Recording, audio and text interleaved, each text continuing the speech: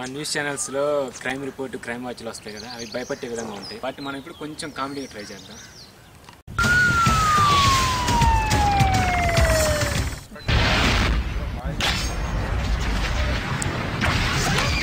Fake experience పెట్టి America వెళ్ళిన రాజా ఏమయ్యాడు? 6th క్లాస్ సెకండ్ ఇయర్ నుంచే కాపీలు కొట్టడం మొదలుపెట్టాడు రాజా. ఎంసెట్లో సెల్ ఫోన్ నంబర్ కన్నా పెద్ద ర్యాంకు రావటం, స్టూడెంట్స్ కన్నా ఇంజనీరింగ్ కాలేజీలో ఎక్కువగా ఉండటం రాజాకి కలిసి వచ్చింది. అందరిలాగే తను కూడా బీటెక్ చదివేశాడు. అమీర్పేట వెళ్ళి ఫేక్ ఎక్స్పీరియన్స్ సంపాదించాడు. తను కన్ఫ్యూజ్ అవుతూ హెచ్ఆర్ని కన్ఫ్యూజ్ చేస్తూ సాఫ్ట్వేర్ కంపెనీలో జాబ్ సంపాదించాడు. సొంతంగా రాసిన ప్రోగ్రామ్స్ ఎగ్జిక్యూట్ అయినట్టు చరిత్రలో లేదు. కోడ్ నెట్లో సెర్చ్ చేసేవాడు. ఖాళీగా ఉన్న వాళ్ళకి పింక్ చేస్తూ కామెడీగా హెచ్ఎండి సంపాదించి అమెరికాకి వెళ్ళిపోయాడు. సొంత ఊరికి వచ్చినప్పుడల్లా ఇంగ్లీష్ మాట్లాడుతూ మంచులో దిగిన 2 ఫోటోలు పెళ్లి చూపుల్లో యువతకు చూపించాడు. తెలుగు సినిమాలు ఎక్కువగా చూసే ఆ యువతి మనోడి దెబ్బకి ఫ్లాట్ అయింది. ఆఫీసులో చాలా సైలెంట్గా ఉండేవాడు. ఎవరితో మాట్లాడేవాడు కాదు. సైలెంట్గా వచ్చేవాడు, సైలెంట్గా వెళ్ళేవాడు. చాలా సెన్సిటివ్ అనుకున్నారు కొలీగ్స్ అంతా. కానీ కమ్యూనికేషన్ స్కిల్స్ ప్రాబ్లం అని తనకి తన భార్యకి మాత్రమే తెలుసు. ఎన్నోసార్లు గొడవ పడ్డాడు భార్యతో. కంప్యూటర్స్ అంటే ఫ్రస్ట్రేషన్. వర్షన్ అప్డేట్ అయిందా ఆ రోజు భార్యతో గొడవ తారాస్థాయికి చేరినట్టే. డైవర్స్ ఇద్దామని ట్రై చేశాడు. కానీ అప్లికేషన్ ఫిల్ చేయడం దాకా లైట్ తీసుకున్నాడు. ఓ రోజు మేనేజర్ మీటింగ్ పెట్టాడు. ఆ రోజు రాజా తెలివితేటలు అనుకోకుండా బయటపడ్డాయి. మేనేజర్ ఏదో ప్రోగ్రామింగ్ గురించి ఎక్స్ప్లెయిన్ చేస్తూ A+B=B+A అన్నాడు. వెంటనే రాజా ఏదో తప్పు కనిపెట్టినట్టుగా నెంబర్స్ని అయితే కూడగలం కానీ ABCDలను ఎలా కూడగలమంటూ ప్రశ్నించాడు. అంతే, మేనేజర్కి అనుమానం కలిగింది. ఇదే ప్లాట్ఫామ్ అంటూ అడిగాడు. రాజా వెంటనే ప్లాట్ఫామ్ మాకెందుకు, నాకు సొంత ఇల్లు ఉందిగా అన్నాడు. అంతే, మేనేజర్ కంగు తిన్నాడు. సీన్ కట్ చేస్తే అమీర్పేట C++ క్లాస్లో రన్నింగ్ నోట్స్ రాస్తూ కనిపించాడు. ఇంకో గనుడున్నాడు. 6 కుట్లు 2 అకౌంట్స్, ట్విట్టర్లో 3, ఫేస్బుక్లో 4. ఇలా చెప్పుకుంటూ పోతే అకౌంట్ లేని కమ్యూనిటీ సైటే లేదు. తన ప్రొఫైల్స్ చూసి తనే టెస్ట్ మనీస్ రాసుకుంటాడు. వేరే వాళ్ళని కూడా రాయమని ప్రేరేపిస్తాడు. ఎవరైనా తన ప్రొఫైల్ని విజిట్ చేస్తే అబ్బాయిలైతే హూ ఇస్ దిస్ అంటాడు. అదే అమ్మాయిలైతే కెన్ ఐ మేక్ ఫ్రెండ్షిప్ అంటాడు. ఏ ప్రొఫైల్ విజిట్ చేసినా ఐశ్వర్య రాయ్, జెనిలియా ఫోటోలు ఉండటం, వాళ్ళకి 350 మంది ఫ్రెండ్స్ ఉండటం, 2000 పైచిలకు స్క్రాప్స్, 30-40 మంది ఫ్యాన్స్, 50 టెస్ట్ మనీస్. ఎక్కడ చూసినా ఈ కాంపిటీషన్ తట్టుకోలేకపోయాడు. అందుకే కొత్త కొత్త సైట్స్కి వెళ్ళి చాటింగ్ చేయడం మొదలుపెట్టాడు. ఈ క్రమంలో పరిచయం అయిందే Java Lakshmi. Lakshmi Java complete చేసి జాబ్ ట్రయల్స్లో ఉండగా చాటింగ్లో పరిచయం అయింది ఫనీకి. జావా లక్ష్మి @gmail.com, funny_loverboy@gmail.comతో జీటాగ్లోకి ఎంటర్ అయిపోయారు. అందరిలాగే పరిచయమైన పావుగంటకే ఒరే అని పిలుచుకుంటూ తెలియని ఆనందానికి లోనయ్యారు. ఇక నుంచి ఛార్జింగ్ అయిపోయేదాకా ఫోన్లో మాట్లాడటం, కీప్యాడ్ అయిపోయేదాకా SMS పంపించుకోవటం, జోక్ వేయకముందే నవ్వటం, ఫోన్ రాగానే నెంబర్ చూసుకొని నవ్వుతూ పరిగెత్తటం, నీదేం కూర అంటే నీదేం కూర అంటూ సొల్లు కబుర్లు చెప్పుకోవటం షరా మామూలే.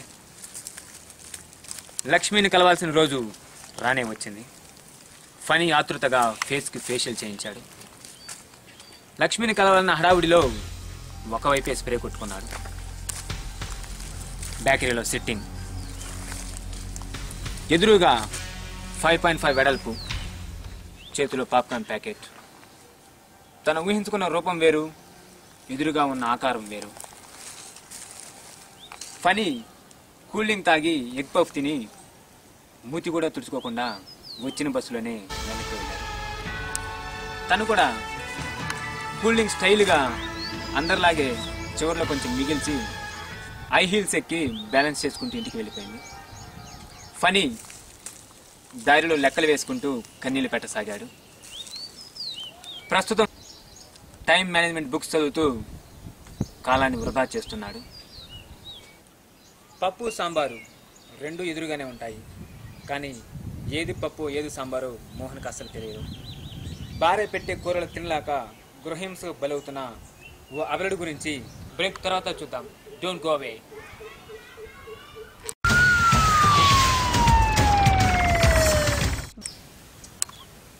మా అబ్బాయికి ఎన్నో పెళ్లి సంబంధాలు చూసాం.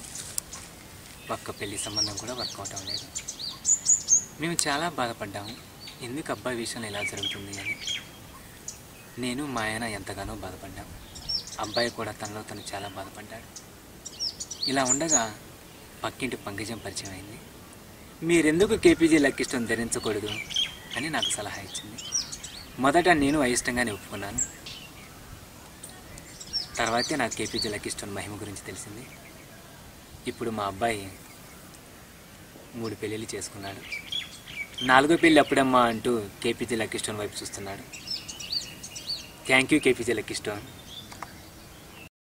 అప్పారావు గారు, మీ అబ్బాయి చచ్చిపోతా అంటున్నాడు, మీరేం చెప్తారు? మేసం తిప్పి సామాన్య సాగు కానీ ట్రోఫీ లేకుండా మాత్రం రావద్దురా. Thank you daddy. ఓంకార్ గారు, మీరు ఎల్మేస్ ఎందుకు పెట్టారు?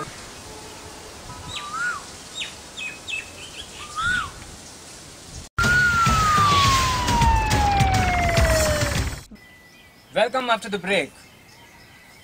తినగా వేము తీయగా నుండు విశ్వదాభిరామ వినురవేమ. ఎందుకో ఈ పద్యం అంటే మోహన్కి అస్సలు ఇష్టం ఉండదు.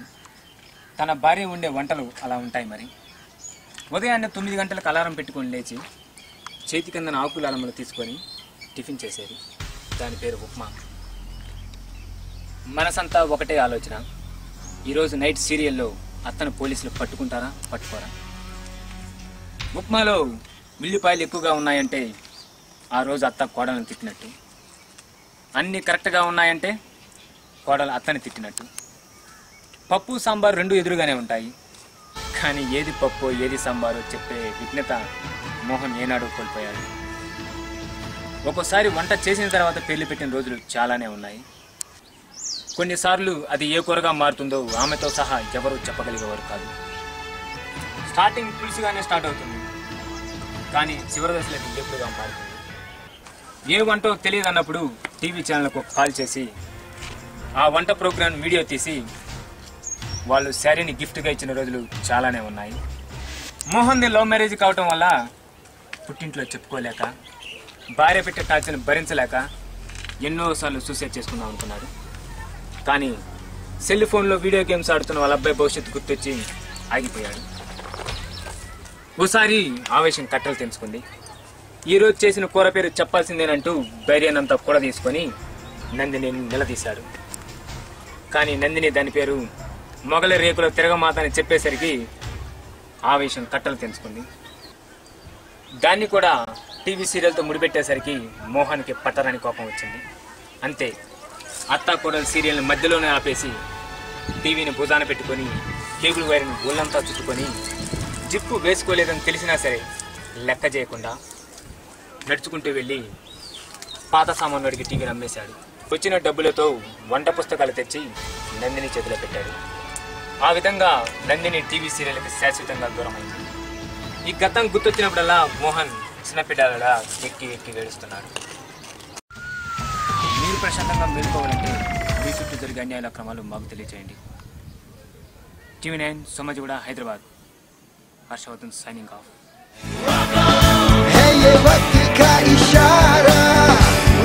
పెట్టి అమ్మి కూడా రాజా ఏమయ్యాడు రా రాజా.